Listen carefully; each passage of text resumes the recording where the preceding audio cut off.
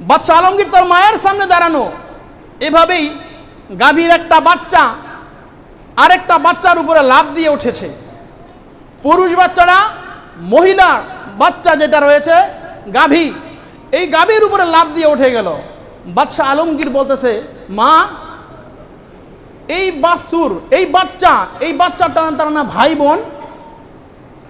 এই বাচ্চা তারা তো ভাই বোন। মা, তারা না ভাই বোন? তাদের পরিচয়? ভাই কিভাবে তার বোনের উপরে লাফ দিয়ে উঠে গেল? বাদশাহ আলমগীরের মা তখন বলছে, বাদশাহ আলমগীর শোনো, এটা কেন উঠলো জানো? তারা হচ্ছে হাইওয়ান, জানোয়ার। তাদের ভিতরে ওই আকল, ওই জ্ঞান, ওই বিবেক, ওই বুদ্ধি তাদের ভিতরে নাই। কে তার মা, কে তার বোন, কে তার চাচি, কে তার খালা, কে তার মামি, কে তার ফুবু, এই বাজ বিচারে জানোয়ারের কাছে নাই।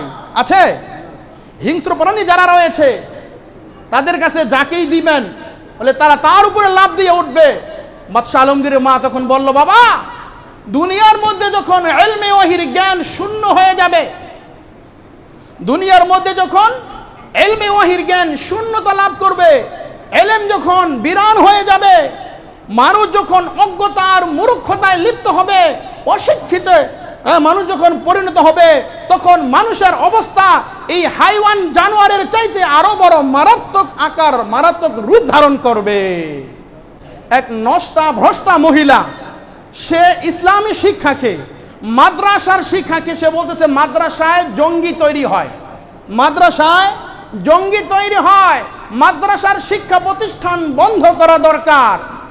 এই নাস্তিক আর মুরতাদ নষ্টা ভ্রষ্টা মহিলা, তারা আজকে তাদের জবান দ্বারা এই কথা বের হতো না যদি তার মা তার জীবনের সূচনা লগ্নে কালেমা লা ইলাহা ইল্লাল্লাহর শিক্ষা, তাওহীদি শিক্ষা, একাত্মবাদের শিক্ষা যদি এই মহিলাকে দিত, তাহলে এই মহিলার জবান দ্বারা আজকে ইসলামের ব্যাপারে, কোরআনের ব্যাপারে, ইসলামী শিক্ষার ব্যাপারে এই বাক্য, এই বক্তব্য, এই ভাষা তার জবান দ্বারা বের হতো না। ঠিক কিনা?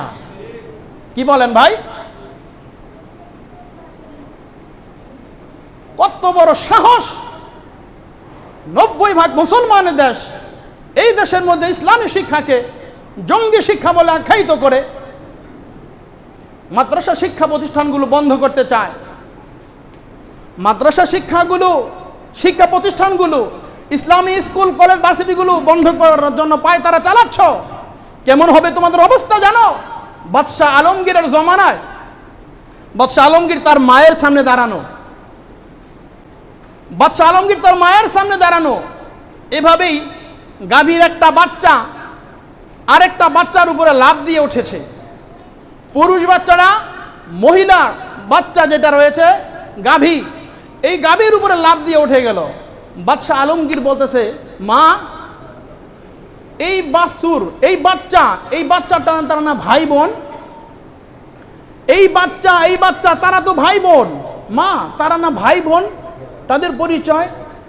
ভাই কিভাবে তার বোনের উপরে লাফ দিয়ে উঠে গেল? বাদশাহ আলমগীরের মা তখন বলছে, বাদশাহ আলমগীর শোনো, এটা কেন উঠলো জানো? তারা হচ্ছে হাইওয়ান, জানোয়ার।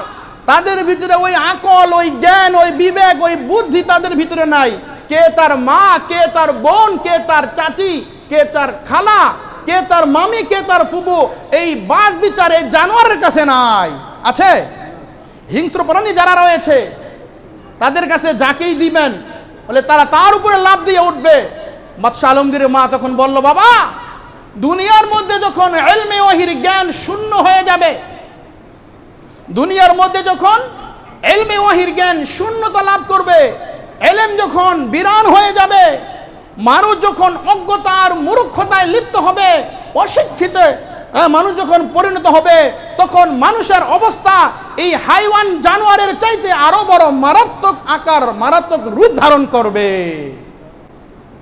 তুমি তো দেখেছ গাভীর বাচ্চা, দুইটা বাচ্চা, বলে একটা বাচ্চা আর একটা বাচ্চার উপরে উঠে গেল। তার ভিতরে এই লজ্জায় হায়া, এই অনুভূতি তার ভিতরে নাই। কেন? বলে তার ভিতরে ওই জ্ঞান, বিবেক, বুদ্ধি নাই। কে আমার কি হয় সেটা তার সেই উপলব্ধি করার ধারণ ক্ষমতা, শক্তি তার নাই।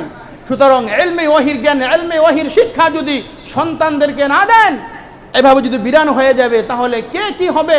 মানুষ জিনা বেবিচারে হাইওয়ান জানোয়ারের মতো মানুষ লিপ্ত হবে।